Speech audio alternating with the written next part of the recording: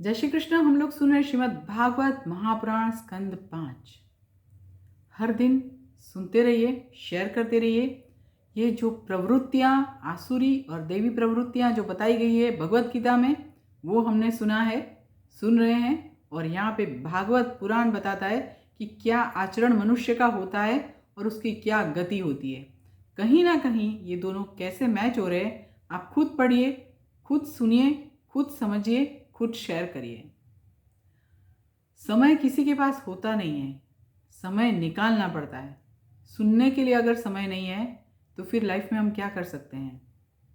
बहुत सारे वीडियोस हम लोग देखते हैं, बहुत सारी चीज़ें हम लोग टीवी पर देखते हैं, बस खाली आत्मा उन्नति की चीज़ देखना अवॉइड कर देते हैं।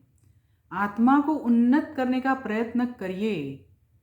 अगर समाज को सही राह पे चलना है, घर से शुरुआत होती है और घर में खुद से शुरुआत होती है। आइए सुनते हैं। ओम श्री गणेशाय नमः। ओम एम सरस्वत्यै नमः। ओम श्री सद्गुरुदेवेभ्यो नमः। श्री कृष्ण शरणं मम। ओम विष्णवे नमः। ओम श्री लक्ष्मी नारायणाय नमः। स्कंद 5 अध्याय 14 का छठा दिन, जड़ भरत चरित्र का 21वां दिन, 21st डे एंड भवाटवी का 10वां दिन। हम लोग सुन रहे हैं कि मनुष्य दूसरे का धन ले लेता है, दूसरे का, स्त्री का अपहरण करता है, पुरुष का अपहरण तो नहीं बोल सकते बट व्हाटएवर, ठीक है। और फिर उसका सभी जगह से जो अपमान होता है, और संसार के मार्ग में क्या विघ्न नहीं आते हैं, आप भी जानते हैं, मैं भी जानती हूँ, हम भी जानते हैं। संसार मार्ग में बहुत सारे विघ्न आते हैं। अगर कोई मृत्यु पाता है, कोई मृत्यु को प्राप्त कर लेता है, तो उसको छोड़कर जो नया जन्म हुआ है, उसको, मृत्यु जिसने प्राप्त किया है उसको भूल जाते हैं लोग। थोड़े दिन ही रखते हैं सब कुछ, बाद में नया जो जन्म हुआ है उसको, और जो जिंदा है उस सभी को साथ में लेकर वंझार की तरह आगे चलते रहते हैं। ये करना पड़ता है, बट ये सत्य हकीकत इसमें लिखी गई है भागवत पुराण में। कभी शोक करते हैं, कभी किसी का दुख देखकर मूर्छित हो जाते हैं, कभी वियोग की आशंकाओं के भय से जीते हैं। सोचिए, जो व्यक्ति चला गया है उसके लिए कितना शोक करते हैं मनुष्य। तकलीफ तो होता ही है, उसमें कहीं कोई डाउट नहीं है। जो अपना है वो अपना है, जो पराया है वो पराया है।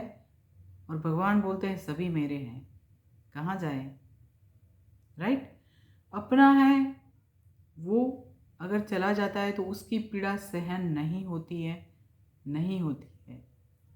दूसरी बात कि जो चला जाता है वो वापस नहीं आने वाला है, क्योंकि वो चला गया है भगवान के शरणों में, ठीक है। यहाँ पे दूसरा का दुख अगर हम देखते हैं, दूसरे लोगों का, तो भी हमको तकलीफ होती है। कई लोगों को होती होगी, कई लोगों को नहीं होती होगी, परंतु जो तकलीफ होती है, कई बार ऐसा होता है वियोग की आशंका।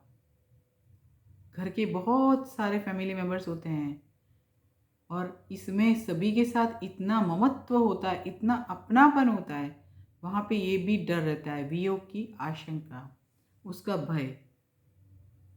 कभी किसी के साथ झगड़ा करते रहते हैं। देखिए, मनुष्य का एक आदत है, सब कुछ अच्छा हो ना तो अंतर्द्वंद चलता ही रहता है। इसको अगर कंट्रोल कर ले तो भी प्रभु के शरण में पहुंच सकते हैं, परंतु नहीं होता है। तो मनुष्य ऐसा है, किसी के साथ झगड़ा करता है, और किसी के साथ अगर झगड़ा नहीं करता है तो खुद के साथ झगड़ा जरूर करता है। मेरे कितने सारे क्लाइंट्स मेरे पास आते हैं, उसमें कई लोग ऐसे हैं कि जिनको कोई तकलीफ नहीं है, फिर भी अंदर ही अंदर जीते हैं, मरते हैं। ये बात यहाँ पर भागवत पुराण में बताई है। किसी के साथ झगड़ा करते हैं, कोई तकलीफ आती है तो रोने लगते हैं, साधु जनों का द्वेष करते हैं। ये बात जरूर देखना। दिखाने के लिए तो साधु जनों की पूजा करते हैं, परंतु साधु जनों का द्वेष करते हुए बहुत लोग मैंने देखे हुए हैं। और साधु जनों का द्वेष करना और सत्संग से हमेशा वंचित रहना, ये सब करते हैं जिससे मनुष्य परमात्मा के पास तो पहुंच ही नहीं सकता है। सत्संग क्या, मैंने सुबह उठा, भगवान को 1 मिनट के लिए खड़ा रहकर मैंने धूप कर दिया, अगरबत्ती कर दिया, हो गया। पूरा दिन नथिंग। सही में कोई कुछ करता है? ऐसे बहुत कम लोग होते हैं।